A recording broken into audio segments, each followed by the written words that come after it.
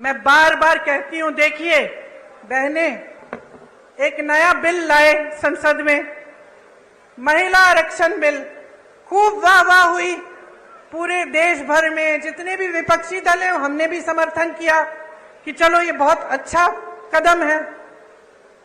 बड़ी बड़ी घोषणाएं हुई, टीवी पे इश्तिहार हुए, सब कुछ हुआ, मोदी जी की बड़ी वाह वाह हुई। फिर क्या पता चला कि 10 सालों के लिए ये लागू ही नहीं होगा। इससे पहले जाति जनगणना करनी पड़ेगी, उससे पहले परसिमन करना पड़ेगा, 10 साल लगेंगे।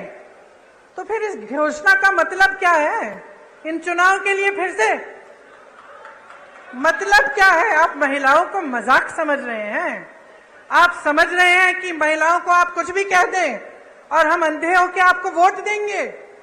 हमारा अधिकार है ये हमारा अधिकार है कि हमें आरक्षण मिले, हमारा अधिकार है।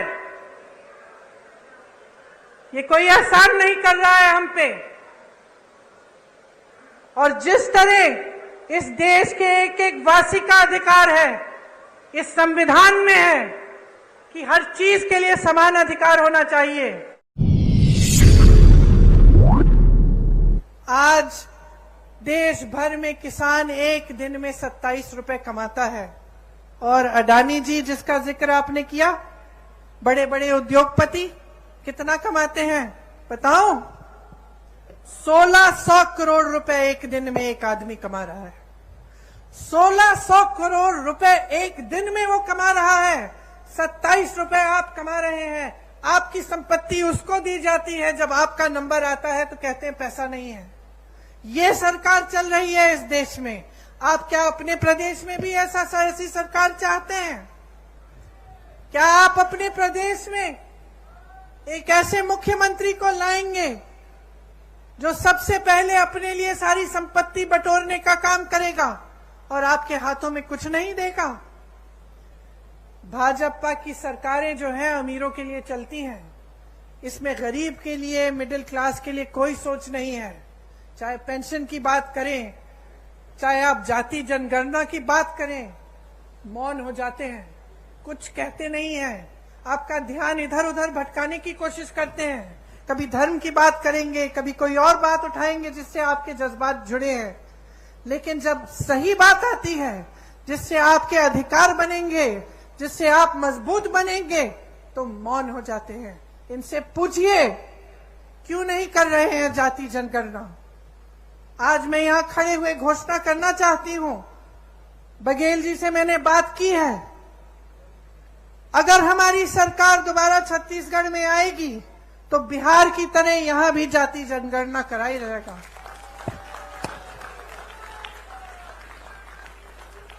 बिहार में आपने देखा है, बिहार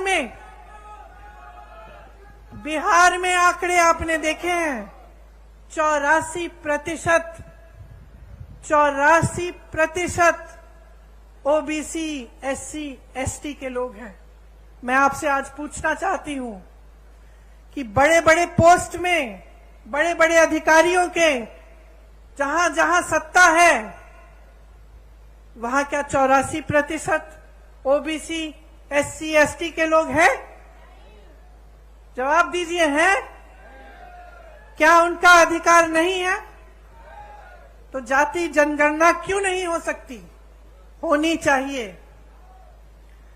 देखिए, जब आपकी काम की बात होती है ये लोग मौन हो जाते हैं, या फिर जैसे मैंने कहा, आपका ध्यान कहीं और भटकाने की कोशिश करते हैं।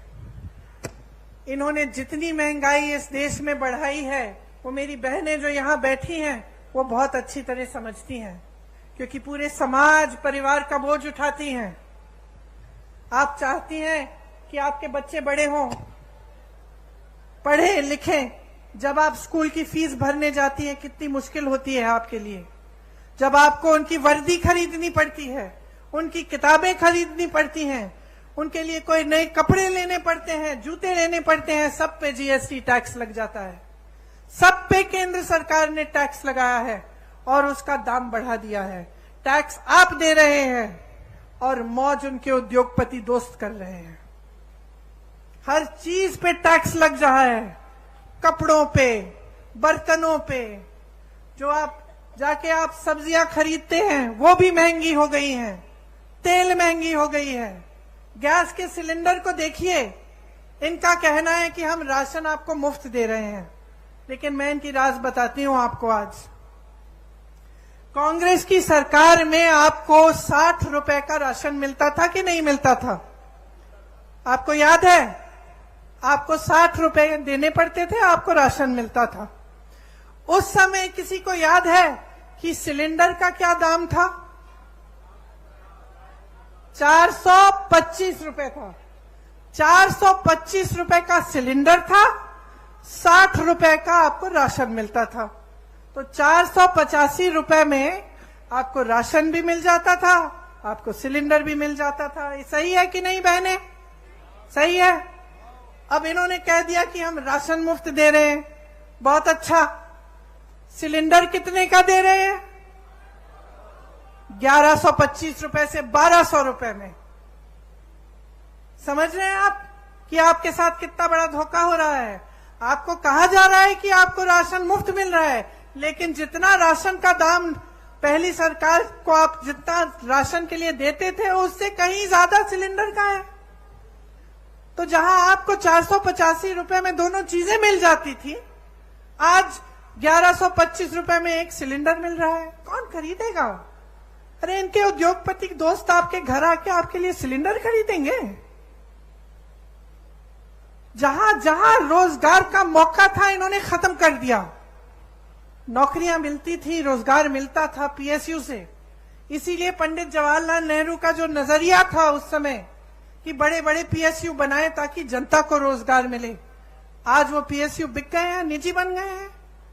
उसमें ना आरक्षण मिलेगा और ना रोजगार मिलेगा। आपको खेती किसानी से रोजगार मिलते थे, और पूरे देश भर में किसान को इतना कमजोर बना दिया है कि वो बेचारा कमा नहीं पा रहा है। डीजल में जीएसटी, पेट्रोल में जीएसटी, खाद महंगी, सब चीज महंगा, गुजारा नहीं हो रहा किसानों का। और तीसरी जगह जहां से रोजगार बनते थे, छोटे छोटे उद्योग, जैसे आप दुकान, छोटी राशन की दुकानें, छोटे उद्योग जो हर जगह, हर जिले में, हर छोटे छोटे शहर में होते थे, नोटबंदी को लेकर, जीएसटी को लेकर वो भी बंद हो रहे हैं सारे।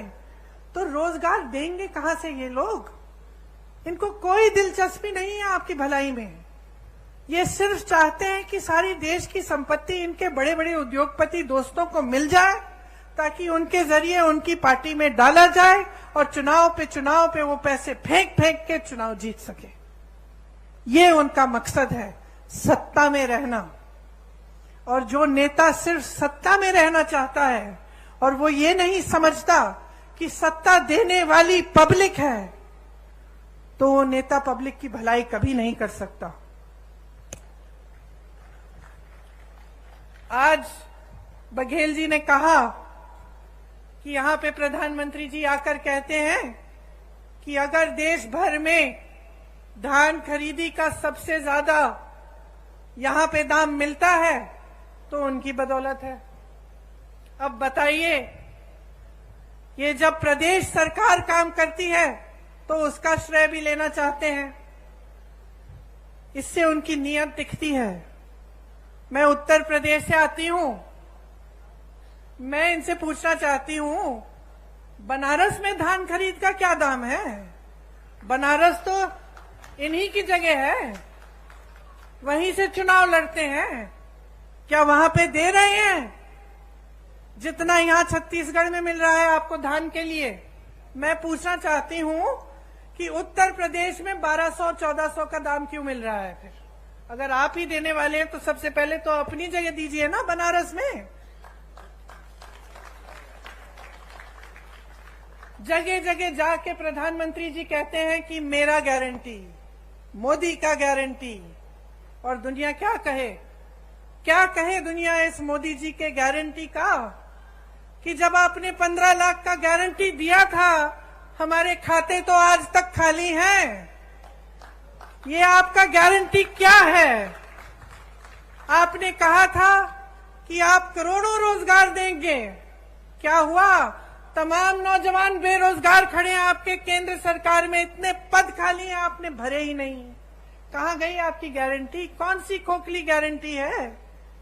आपने कहा था बेरोजगारी को मिटाएंगे। आज 45 साल में सबसे ज्यादा बेरोजगारी हमारे देश में आपकी बदौलत है। जब आपसे सवाल पूछे जाते हैं तब आप कोई नई गारंटी निकाल देते हैं। ये ऐसी बात है कि आप जब दुकान में जाते हैं और कुछ खरीदते हैं, दुकानदार आपको चाइना माल दे देता है, कहता है कि इसकी 10 साल की गारंटी है। घर जाते हो 10 दिन में टूट जाता है। यही है खोखली गारंटी मोदी जी की। कोई गारंटी नहीं है। ये जो भरोसा लिखा है ना, ये भरोसा टूट गया है इनमें। पूरा देश देख रहा है, आपका प्रदेश देख रहा है, देश देख रहा है कि जो मुंह से निकलता है वो जमीन पे काम कभी उतरता नहीं है इनका। कुछ कुछ कहते रहते हैं, लेकिन जब कार्य करने का काम होता है, विकास करने का काम होता है, तो क्या होता है? बड़ी बड़ी इमारतें बनती हैं, नया संसद बन रहा है 20,000 करोड़ का, हॉल बन रहे हैं 27,000 करोड़ के, लेकिन आपका विकास नहीं हो रहा है।